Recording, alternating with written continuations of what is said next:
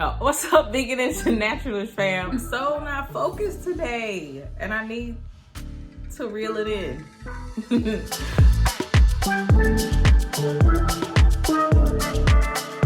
So this video is an update video. If you haven't seen real life, my fibroids are killing me. I'll click the link up there if you want to watch that. I posted that earlier this year. And I'm just gonna like fill y'all in on what's been going on and the procedure I had after I posted that video. So I think at that point I had had 2 blood transfusions, and I was seeing a new hematologist who had also scheduled me for 2 like really big doses of iron, because at that time not only were my hemoglobins like at a 6, keep going, they kept dropping below 7, which is bad. My iron was a 5. Okay, and your iron is supposed to be like older than your age, and since I'm like 17, it should have been, you know, at least 18. Y'all know I ain't 17, but anyway, so yes, my iron was super low, so, you know, doing things to get me back on track. Also, I had 2 consults. I was seeing a new gynecologist at the time, and he was, you know, again, suggesting birth control, like an IUD, or going back in and possibly doing another myomectomy.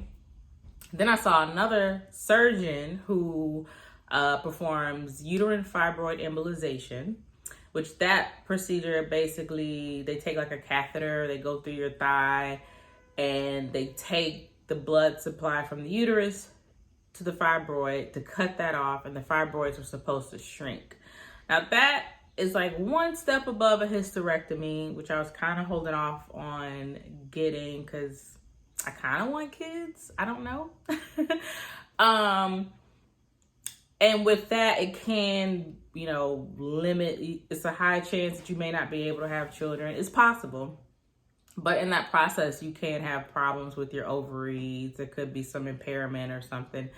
I honestly really didn't have enough time to research it. I had that consult, right?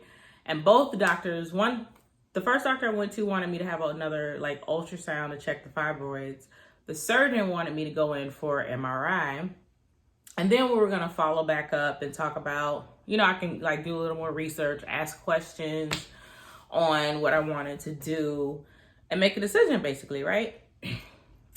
Now, that was all in the process of 2 weeks. And the problem was my period never ended.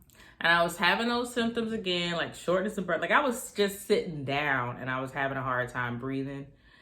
And I was like, I probably lost too much blood. I'm gonna have to go back to the emergency room. But I kind of didn't want to go. So I was trying to actually, this was on a Sunday night, and couldn't really get a doctor's appointment to see my hematologist. And she was affiliated with a different hospital versus the consults that I had. Both of my, the surgeon and my gynecologist were affiliated with Lenox Hill. My hematologist was New York Presbyterian. Great hospitals, both of them are, but I will say Lenox Hill is, you know, my favorite. It's sad when you go to the hospital so much that you're like, girl, let me tell you where the 4 seasons of hospitals are. But yes, Lenox Hill, favorite hospital.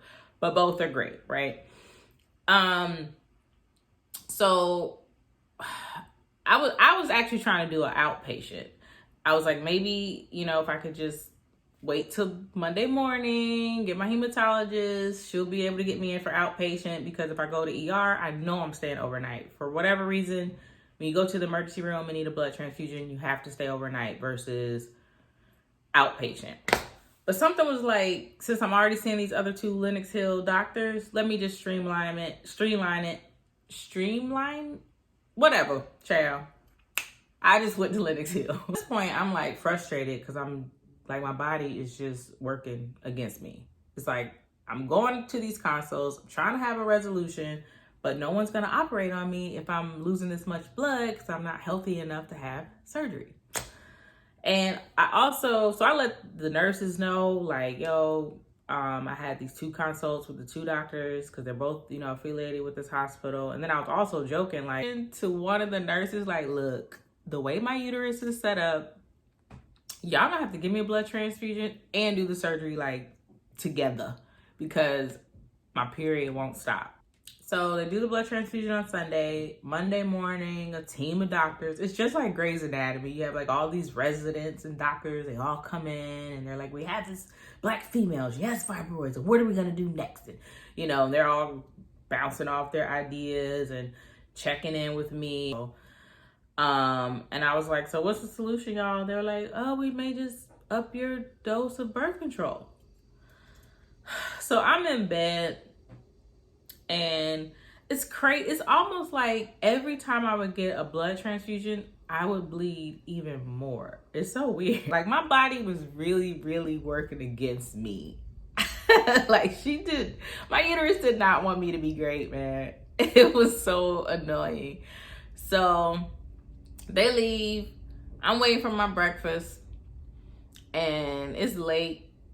As soon as the food shows up, this nurse come in. She's like, stop, don't feed her. We're gonna do an emergency surgery. So because I had made the comment, like let them know the doctors I spoke with, the surgeon that I had that consult with found a way to fit it in his schedule to do the UFE, the fibroid embolization, that day. So they're like, she's going into surgery, she can't have food. For a second, I was a little nervous because I didn't have time to just mentally prepare for surgery. And I'm not gonna front, I am a researcher, but I really didn't look a whole lot into this procedure. I know other women have had it. I've never really heard anything too wild or like crazy. The doctor did a thorough job explaining it to me. But I just wanted, you gotta do your own research. And again, I didn't get my mind ready for surgery. Like usually when you go in for surgery, you know it's coming. This was just kind of like, oh, I'm going under. Great. But also, I was so over having a period. I was ready. But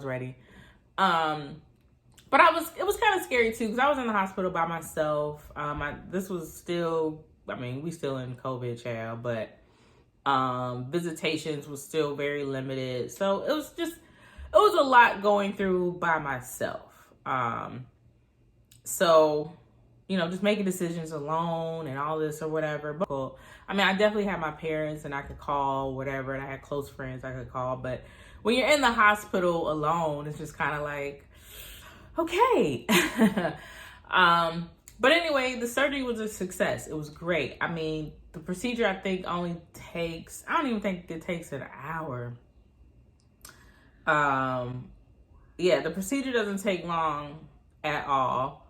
I just usually get sick. Anesthesia makes me sick, so but the surgery went smooth. That was not an issue. Didn't have any problems. And they ended up keeping me another night just to, make sure, since I was kind of like a high risk patient with the surgery and stuff. But the bleeding was day and night. I went from changing my pads every 2 hours to 1 hour to like just a very, very light flow. Right after the surgery, it was a very, very light flow. Went home, I'm like, whew, she's back. And I'll do a video if y'all want. You can drop, I don't know if anybody's ever interested in embolization. If you want information about that, I can do a video.